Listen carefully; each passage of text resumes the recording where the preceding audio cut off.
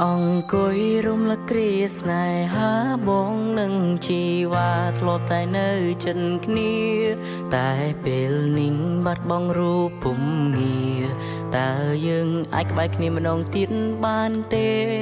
បងនៅតែមិនអាចបំភ្លេចរូបអូនតើរូបមានស្ងួនអូននៅនឹងបងទេក៏ដឹងហើយពេលនេះរូបស្រស់មៀងមេអូនមានគេដើម្បីបំភ្លេចរូបបងពេលដែលយើងចាប់ផ្ដើមស្នេហាបងនឹងរៀមរាដូចជាមាននិស្ស័យតែពេលនោះចិត្តពួកយើងនៅក្មេងខ្ចីចិត្តអើយចង់រៃប្រឡ័យស្នេហ៍យើងទាំងពីរដល់ពេលមួយពួកយើងឈានដល់ផ្លូវបែងមិនបាច់ប្រកែកព្រោះនេះជារឿងព្រំលីងខិនពេលវេលាជានាងបង្ខំបងខិនឲ្យយើងឃ្លាតពីគ្នាក៏ដឹងហើយថារូបអូនមិនអាចត្រឡប់ក៏ព្រោះពេលនេះស្នេហាទៅឈានដល់ផ្លូវបាញ់ចំតើអូនអាចវល់រកបងម្ដងទៀតបានទេ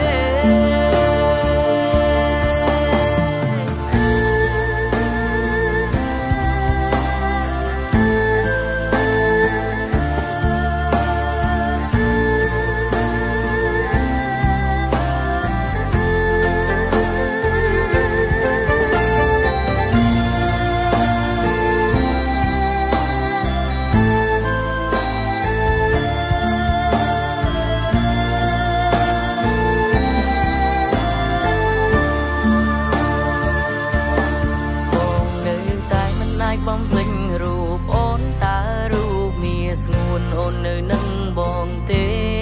ក៏ដឹងហើយពេលនេះរូបស្រស់មៀងមេអូនមានគេដើម្បីបំភ្លេចរូបបងពេលដែលយើងចាប់ផ្ដើមស្នេហាបងនឹងរៀមរាដូចជាមាននិស្ស័យតែពេលនោះចិត្តពួកយើងនៅក្មេងខ្ចីចិត្តអើយចង់រៃប្រឡ័យស្នេហ៍យើងទាំងពីរដល់ពេលមួយពួកយើងឈានដល់ផ្លូវបែងមិនបាច់ប្រកែកព្រោះនេះជារឿងព្រំលីងខិនពេលវេលាជានាងបង្ខំបងខិនឲ្យយើងឃ្លាតពីគ្នាក៏ដឹងហើយថារូបអូនមិនអាចត្រឡប់ក៏ព្រោះពេលនេះស្នេហាទៅឈានដល់ផ្លូវបាញ់ចំតើអូនអាចវល់រកបងម្ដងទៀតបានទេអូននាងស្មងបងគឺជានាងក្បន់អូនទ្រាំអន់ធ្មត់ក៏ព្រោះតែអូនស្នេហ៍បង